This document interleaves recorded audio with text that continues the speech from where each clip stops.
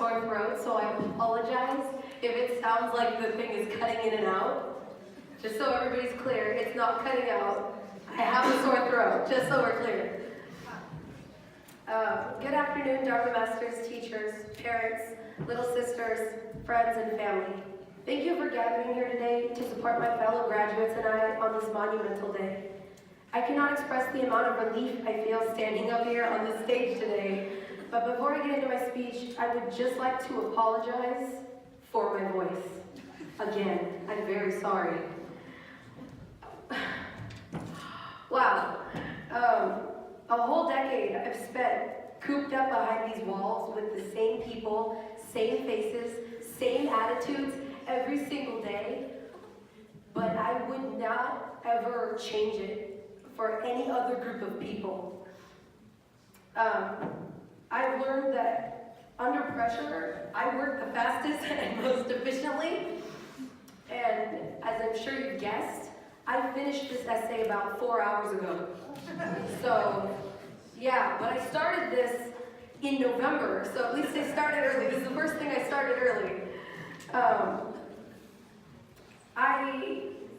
I would just like, before I acknowledge anybody else, I would like to acknowledge my family who came out to see me graduate today and honor those who could be here today, who could not be here today but are here in heart. And though she's no longer here with us today,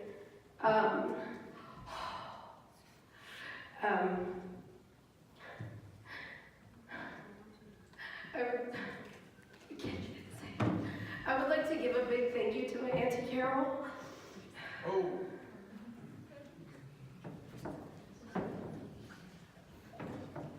Thank you.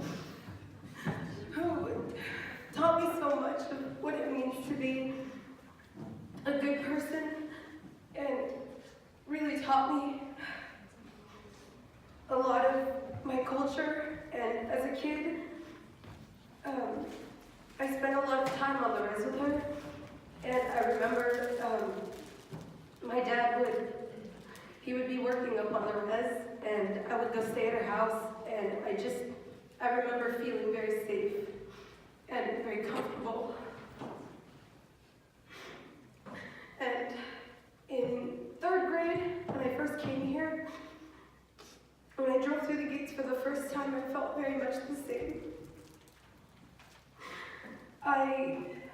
I came here for summer camp my 2nd grade year, going into 3rd grade, and I met Emily Van. And I didn't realize that I would be up here graduating with her today until this year when she came back. I would like to just thank all of my classmates individually.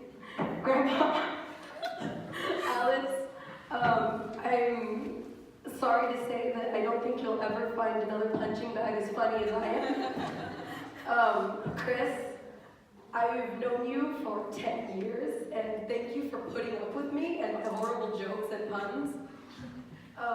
Cindy, I love you. You are my favorite, you're the baby of the class. I can't express how much fun I have with you all the time. I know I may not express it, and I make jokes a lot, but I genuinely like you're the baby of our class. You're like my kid, you know. Like, I have to say that. And Emily, I'm definitely going to miss sarcastically insulting you all the time, because I don't think I'll ever find anybody who can genuinely do that back to me. You know, I really appreciate it. Christina, I love you so much. You and I have been friends for 10 years. And you finish my sentences before I start them, so that's a great quality. I'll definitely miss our, the time we have together, but I promise to all the juniors, actually, I promise I will come back for all of your events when I can. I promise. That I'm saying that in front of everybody right now, just so that you can quote me on that later.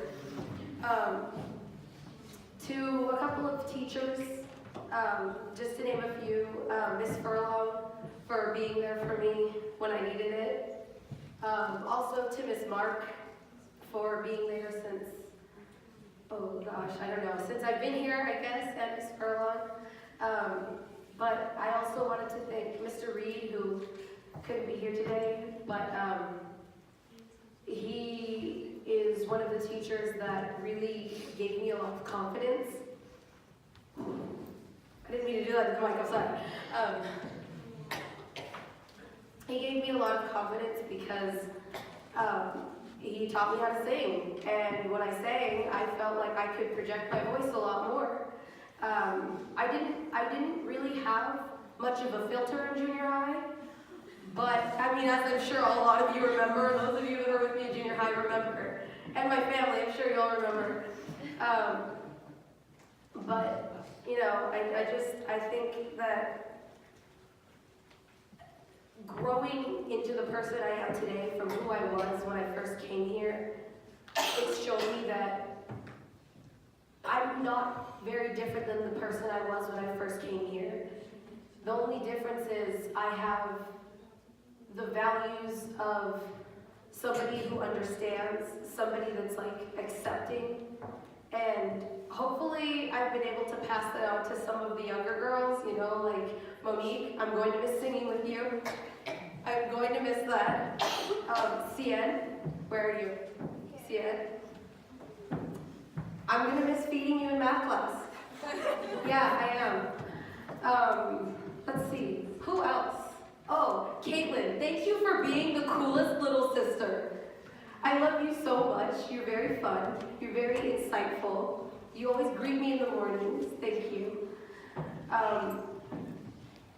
But oh yes, V. V was my first little sister at school, and as a sophomore, I was like, I'm cool. I'm like a top dog now. I get to have a little sister. But she definitely treated me like she was the older sister. So, thank you, V, for being my older sister when we were younger. And I actually wanted to say 10 things that I learned in honor of the 10 years I've been here. The first one is obviously to always tell the truth. Always support your peers. Never waste your blessings. Do not procrastinate unless it's fuel for motivation. And some teachers aren't just meant to be your teachers, but are placed in your life to become your mentors and friends. The craft of thinking on my feet. How to be a voice for others when they cannot speak for themselves. How to speak confidently in front of many people because I'm the most articulate.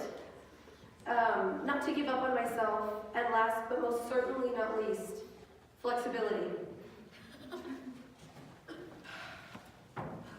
Well, obviously a lot of you know I'm very long-winded. I get that from my dad, and I love him for it. But some of you may wonder what the future holds for me. But in the 11th hour, you might just be amazed with what the underdog can achieve.